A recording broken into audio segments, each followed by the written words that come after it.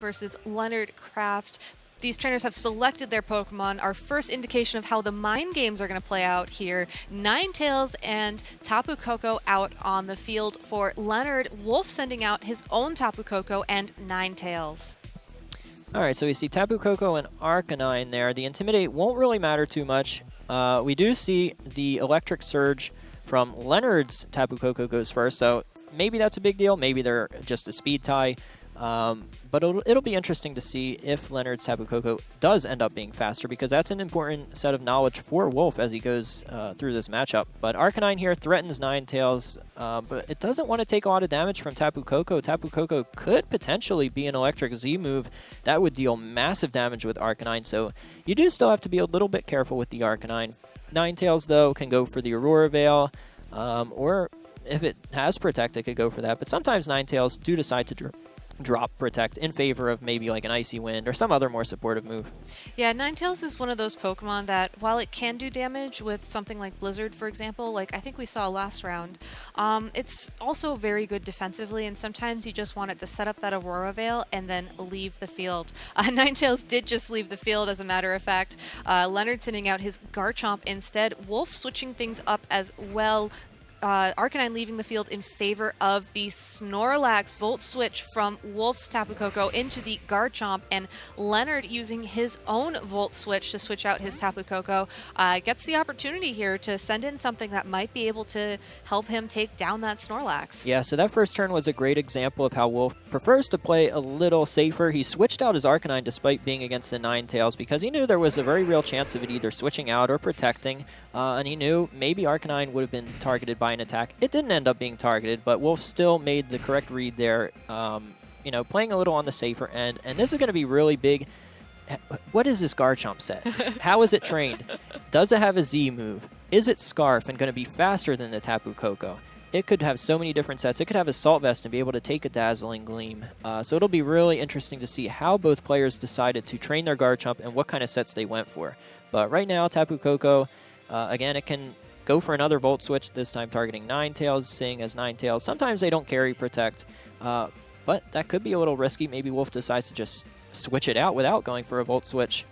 Yeah, information is the name of the game here. During Game 1, Tapu Koko outspeeding that Garchomp using Dazzling Gleam to lower its health just below 50%. Ninetales following up with an Icy Wind, not going to make a difference much on that Snorlax because it's already so slow, but that Tapu Koko now has its speed lowered by 1 stage, potentially allowing that Garchomp to be faster. Leonard's Garchomp using Sword Stance to boost its attack 2 stages, so whatever attack it's going to use next could deal a ton of damage, but Snorlax trying to knock out the Garchomp with a Frustration, misses the knockout and takes a little bit of damage in recoil from the Rough Skin. But we do see the Hail, barely not enough to take out Garchomp, but one more turn of Hail should pick up the KO. Unfortunately, that Tapu Koko is now no longer faster than both Pokemon thanks to the Icy Wind, and a lot of times Snorlax don't have Protect, so if this Garchomp, which it seems like it's very likely after seeing the Sword Stance, has the Tectonic Rage, you can fire it off in that Snorlax slot. But you do still have to be wary about Celesteela, so you could always target the Tapu Koko slot if you're predicting that, and that way if Tapu Koko protects, you just go right through the Protect and knock it out. So it'll be interesting to see which one Leonard decides to target here with the Tectonic Rage.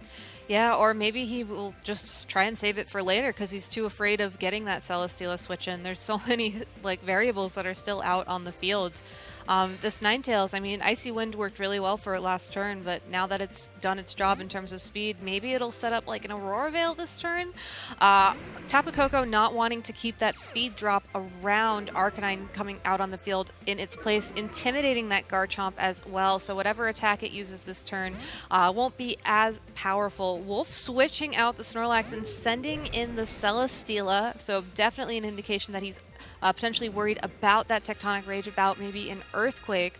Ninetales with the Aurora Veil going to help Leonard's Pokemon stick around for a little bit longer, and there's that Tectonic Rage. Let's see who this is into. Let's see who this is into. Did Leonard predict that Celesteela? I don't know. Garchomp surrounded by the power of its Z move, and the attack will connect.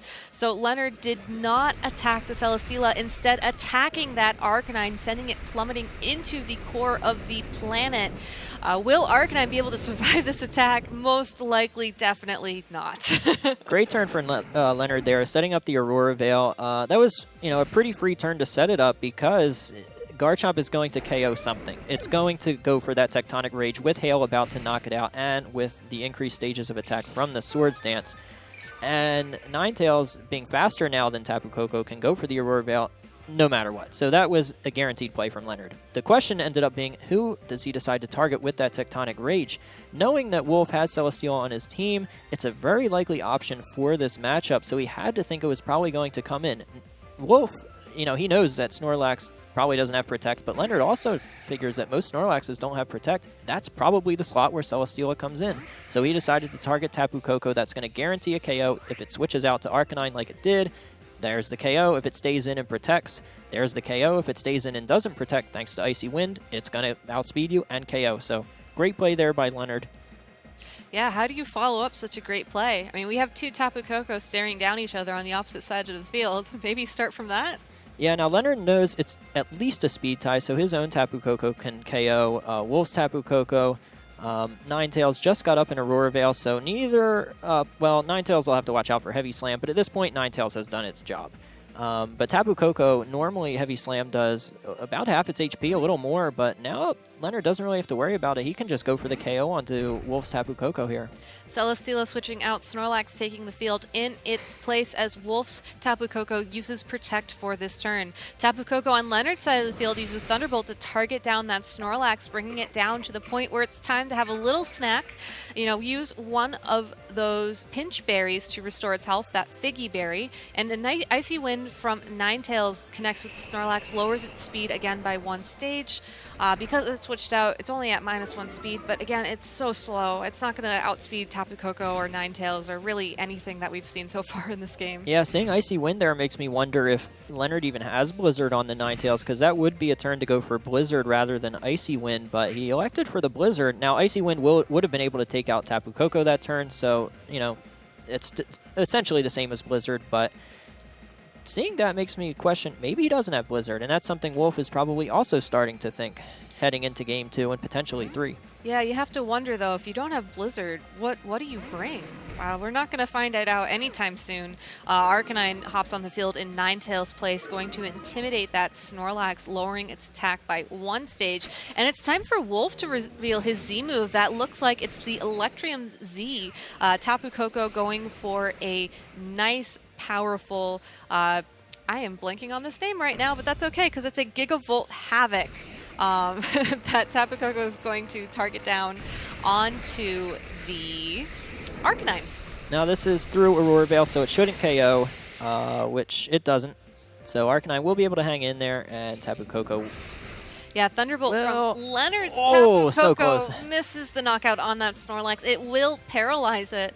Not going to stop Snorlax from recycling this turn, getting that Figgy Berry back, and it's going to have another snack immediately, bringing its health back up to above the 50% mark. But after seeing the damage of that Thunderbolt these past 2 turns, Wolfe's definitely starting to think that that's a choice specs Tapu Koko, because normally Snorlax being so bulky, especially on the special, and Thunderbolt, even in electric terrain, just doesn't deal that much to Snorlax, and we saw it deal over half, so Wolfe's definitely starting to think that that Tapu Koko probably is choice specs. So again, looking forward into the future games, he can kind of play around it.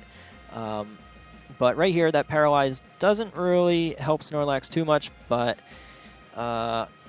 it's just at such low HP. Same with Tapu Koko, that Leonard is in a great spot here. He threatens both Pokemon and even the Celesteela in the back. So Leonard making another switch, sending in that Ninetales to bring back the Hail to deal chip damage to all the Pokemon on the field other than itself. Possibly looking to have that help knock out the Tapu Koko, maybe help out the Snorlax. Tapu Koko on Wolfe's side of the field attacking that Ninetales, Tapu Koko on Leonard's side of the field attacking the Tapu Koko.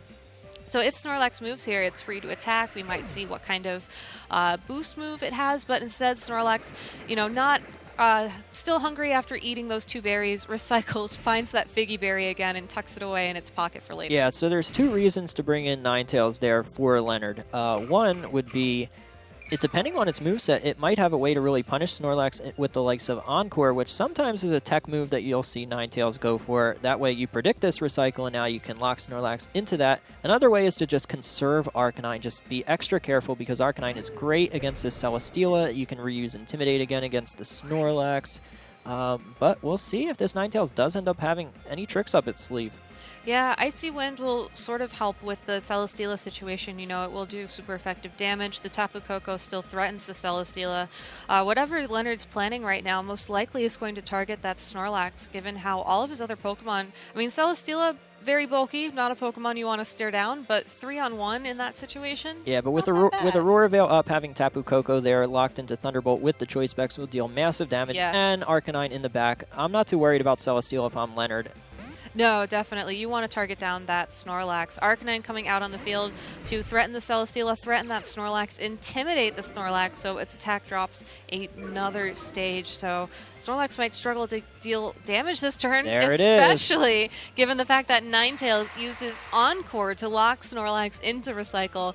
Going to be snacking for the next 5 turns on that Figgy Berry, depending on how much damage is dealt. Heavy Slam from that Celesteela going to knock out the Ninetales, and Tapu Koko able to come back in, reset the electric terrain to boost those Thunderbolts or whatever other attack it decides to lock into, and Snorlax paralyzed for this turn. Yeah, since it's locked into Recycle, not really too big of a full paralysis there. And we saw Celesteela get a defense boost, so now this Choice Specs Tapu Koko can come back in, reset the terrain, threaten a 1-hit KO on Celesteela, and Arcanine can just fire away at Snorlax each turn, and eventually once Celesteela is taken care of, Tapu Koko can just finish off Snorlax as well. And Snorlax right now isn't doing anything, so there's no worries from Leonard's end on being able to finish up this match.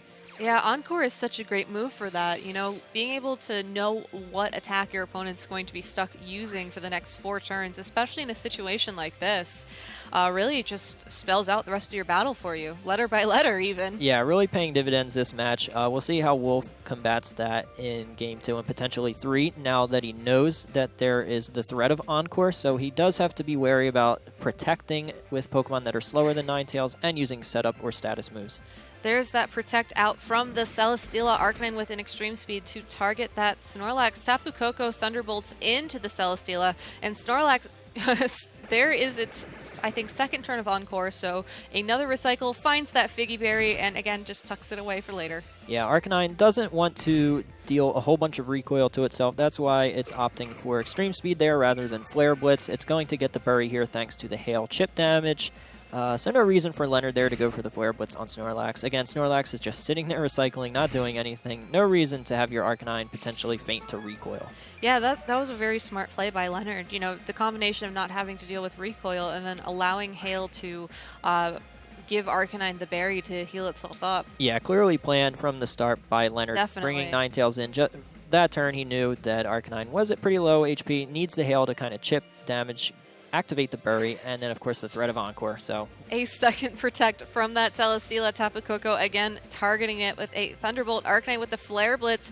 Now that its health is back up, not afraid of the recoil, crashes into that Snorlax, brings it down to maybe like 30-ish, but thanks to Snorlax's Gluttony ability, it's able to eat that Figgy Berry, and then thanks to the Encore, it will find it back once again.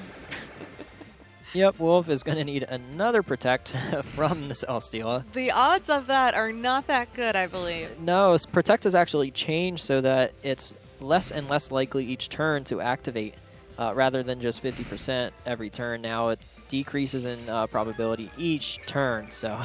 So he was pretty lucky to get that double Protect. If he gets a triple Protect, then I don't know, maybe he should not plan on rolling the dice as much for the rest of this tournament because he might use his luck up? Yeah, I don't know. Yeah, we do see Encore Endo. That is very important for Snorlax, but it's still not in a great spot. I don't think it can pick up the KO, and Celesteela finally fails to protect. Celesteela unable to protect itself this turn. Arcanine again worried about recoil, extreme speed into that Snorlax. Thunderbolt from that Tapu Koko, finally able to get that knockout. Celesteela unfortunately will leave the field, and Snorlax fully paralyzed this turn. So I think that seals up game 1 for Leonard. Yeah, but some good information from Wolfe. He learned a lot this game. He learned a lot about the Ninetales, learned about Encore, learned about Icy Wind, learned about its item just there, seeing Aurora Veil expire that turn. That reveals that it's holding the Light Clay item, able to extend Aurora Veil longer than you would expect. And even learning about Tapu Koko's item, the likes of Choice Specs, learning about Garchomp being Swords Dance with Tectonic Rage. Wolfe definitely got a lot of information, and in these mirror matches, you want all the information you can get. Yeah, Wolfe, he probably... Oh, Snorlax paralyzed again. So we're going to see another turn here. I don't think that paralysis really mattered that much, so... Wolfe's just trying to stall out this electric terrain so that Tapu Koko is not able to do as much damage, but just the probability of where Wolfe is at in this match, I mean, odds are Snorlax isn't going to be able to carry this match, especially thanks to the paralysis, because it would take so many turns for Snorlax to be able to get to the point to win this matchup. At some point, you're going to get fully paralyzed and just get knocked out. Yep, and that's what happened between this turn and last turn. Snorlax knocked out. Leonard Kraft taking game 1 here of round 3 of Swiss at the North American Pokemon International Championships.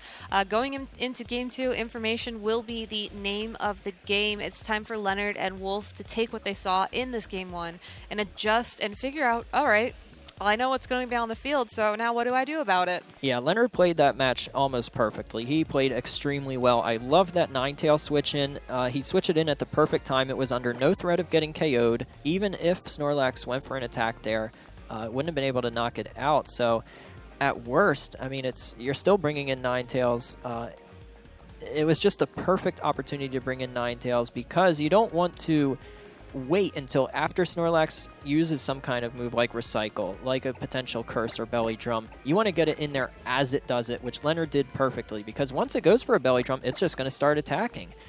So Leonard was able to bring in that Ninetales at the perfect opportunity, lock Snorlax into Encore, give himself some extra turns to just take out the Celesteela, and he just capitalized from there. Yeah, it's interesting that you mentioned like the Belly Drum or the Curse or whatever boosting move is on Wolfe Snorlax. We didn't see that game 1.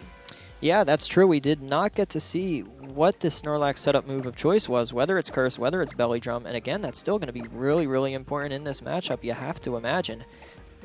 Yeah, I mean, if there's any player that's really good at managing, what information they give to their opponent in a game 1, I think the world champion might be one of the best people at that. I think so. Wolfe, it seemed like he gave minimal information that match. He did lose, which is, of course, unfortunate for Wolfe. You don't want to go down 0-1, but he gained a lot of information, and I can't understate enough just how important that is, especially for a player of Wolfe's caliber who is able to really, really utilize that information.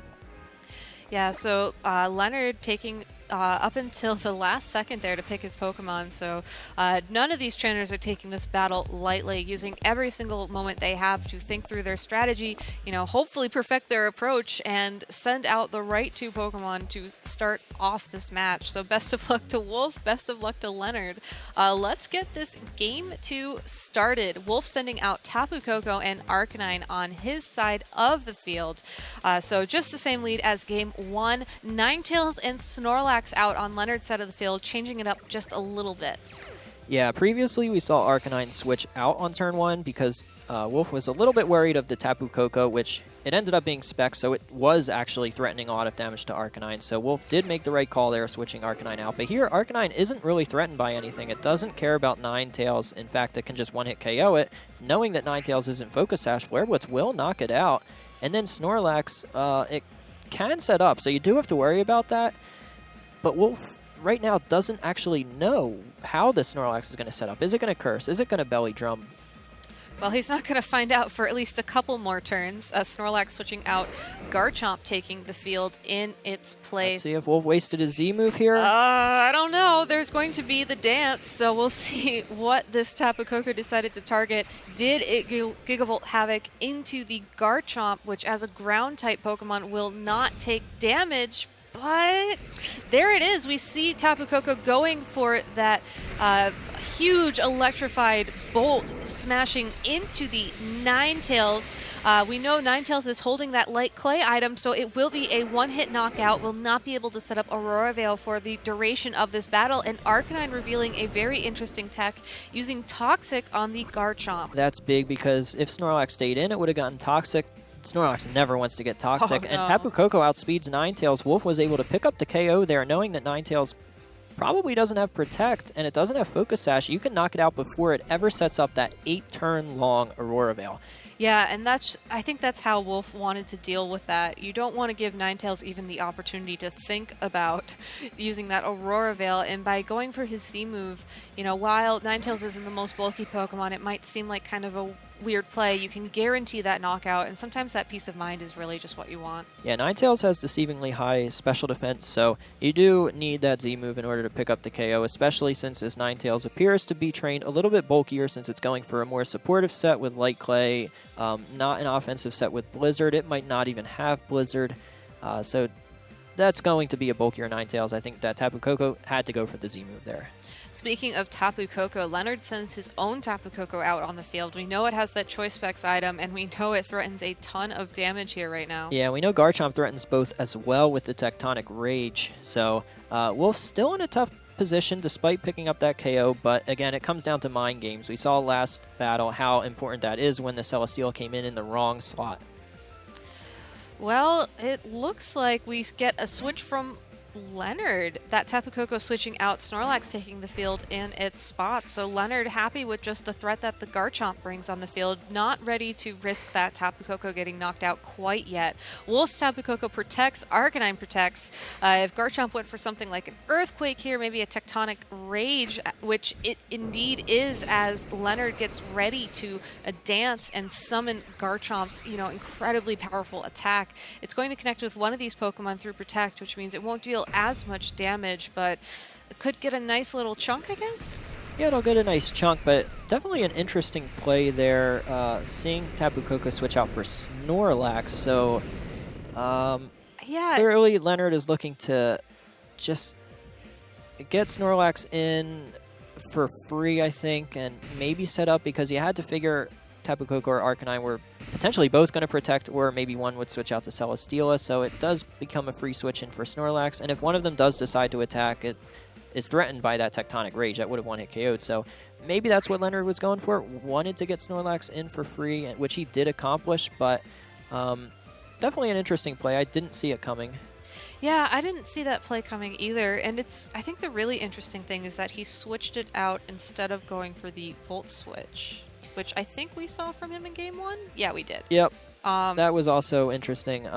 It just signifies that he really did think either a Garchomp was coming in or a Protect, and he just wanted to guarantee Snorlax getting in for free. So that's what he was going for. That's what he got. Let's see if it pays off. Yeah, well, Tapu Koko back on the field, so not really sure why the Garchomp left there, but hey, Leonard is the one playing this game, not us, so I'm assuming he has a plan. Snorlax leaving the field, or not Snorlax, Celesteela coming out on the field for Arcanine for Wolfe. Volt Switch into the Snorlax from Wolfe's Tapu Koko. So Wolfe given the opportunity here to completely reposition himself to better counter the Tapu Koko now that is out on Leonard's side of the field, and Wolfe does that by sending in his own Snorlax. Snorlax with the high horsepower on Leonard's side of the field, attacking Wolfe's Snorlax.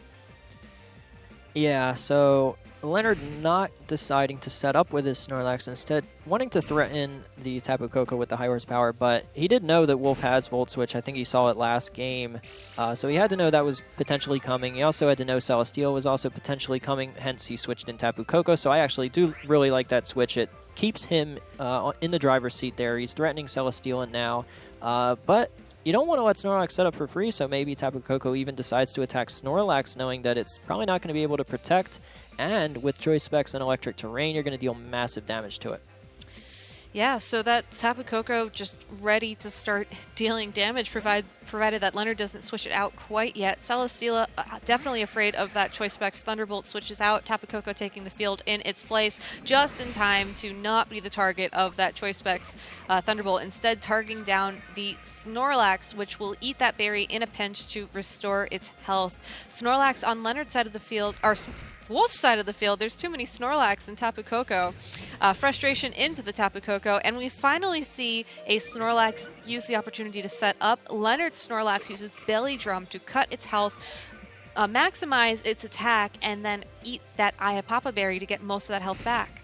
Yeah, and we saw Wolfe has already used a Z move from Tapu Koko, so not going to be able to knock out Snorlax. That's going to be big for Leonard. He may be able to keep Snorlax around. It will depend on how the Snorlax is trained compared to Wolf Snorlax. It's very important which one is faster. If Leonard's Snorlax is faster than Wolf's, something on Wolf's side of the field is going down this turn. Yeah, definitely. So really time to think about, okay, well, which one of these Pokemon can I afford to possibly lose this turn to best set up the Pokemon that still remain? I mean, it is 4 versus 3 in terms of how many Pokemon are left, but and Leonard he may even elect to just heal this turn with a Recycle if he just wants to play extra careful. No switches. Tapu Koko on Wolf's side of the field going for a Dazzling Gleam, just missing the knockout on Leonard's Tapu Koko, who uses Thunderbolt to target down the Snorlax on Wolf's side of the field, who then frustrations the Snorlax on Leonard's side of the field, who then recycles, finds that berry, and decides to immediately have that snack. Yeah, Wolfe missing out on the knockout onto Leonard's Snorlax there. We do see Electric Terrain disappear. That's going to be big for Leonard's Snorlax. Leonard's Tapu Koko should still be able to KO Wolf's Snorlax if it's able to get a Thunderbolt off onto it. If it goes down to Dazzling Gleam first, then of course it won't be able to. But Snorlax, it'll take a Dazzling Gleam really well. It'll be able to KO something or heal up to full HP. Snorlax is going to be really tough for Wolfe to deal with here. Yeah, and this is just how you want your Snorlax to be positioned on the field, provided you're running something like Belly Drum. You want it to be able to Belly Drum, restore its health, and then just sort of sit on the field for long enough to be a threat. Even if you don't attack or just keep recycling, it's still something very intimidating for your opponent to stare down. Tapu Koko on Wolf's side of the field protecting this turn, as Tapu Koko on Leonard's side of the field uses Thunderbolt to target that Snorlax and get a knockout. So Leonard here potentially could recycle and get that berry back without having to worry about taking any damage from Wolfe this turn at all. Yeah, great turn there for Leonard. Gets his berry back for free, doesn't have to worry about getting knocked out. Wolf's Tapu Koko could have knocked out Leonard's there with a Dazzling Gleam and put Leonard down to only 2 remaining Pokemon, but at least Wolfe does have Arcanine here that likely has extreme speed, and we've already seen Toxic, so maybe he's going to go for the Toxic onto Snorlax, try and win that way. But we'll see, because if he does go for a Toxic onto Snorlax, Arcanine might get knocked out. If Tapu Koko ends up outspeeding Wolf's Tapu Koko, but that is also up in the air. Yeah, that's a lot of turns you have to stall for Toxic. It is, especially against a Belly Drum Snorlax. Especially against a Belly Drum Snorlax. But Wolfe does have Celesteela. Obviously, but one of the biggest stall Pokemon you think of when you think of the metagame right now. Yeah, and Snorlax is going to go... It's down at 5 stages of increased attack, so it's not going to be able to KO Celesteela in one hit, potentially with Leech Seed combined with Protect. Maybe Wolfe could stall out the game that way. We'll have to see. Tapu Koko switching out on Leonard's side of the field, and then Garchomp coming back out on the field in its place. Tapu Koko on Wolf's side of the field, Dazzling Gleam doesn't knock out the Garchomp, does enough damage to the Snorlax to activate that Ayapapa berry again in a pinch to bring its health almost back up to full.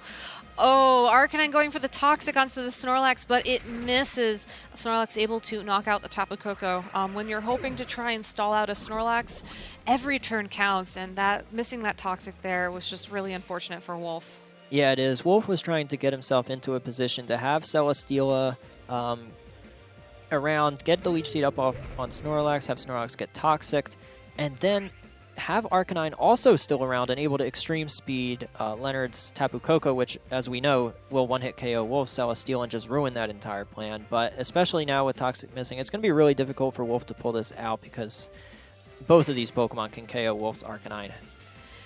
Garchomp protecting itself. Arcanine going for that protect as well. So it's Celesteela versus Snorlax for this turn. Celesteela with the Leech Seed, it does connect with that Snorlax. So Wolfe will at least be able to sort of whittle away at that Snorlax's health. Snorlax attacking into the protecting Arcanine. Yeah, so I think Wolfe's going to need a double protect here with the Arcanine. Go for the KO onto Garchomp with Celesteela. That would give him a defense boost to make Celesteela have an easier time of stalling out Snorlax. It would also keep Arcanine around and able to extreme speed the Choice Specs Tapu Koko when it comes in. Tapu Koko will not be able to protect from that.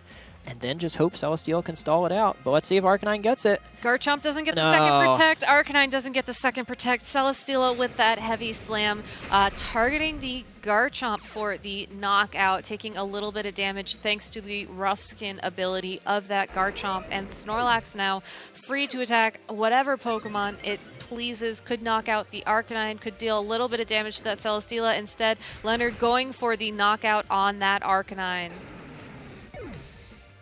That's going to be game. As soon as Tapu Koko comes in with the Choice Specs, it'll be able to knock out Celesteela in one hit. And Celesteela, that recovery from the Leech Seed on Snorlax, not going to matter if you're getting one hit KO'd. So Wolfe played to his outs. He had to go for that double protect. That was really the only way he could end up winning that match. As soon as Snorlax got set up that way, it was just so hard for Wolfe to come back.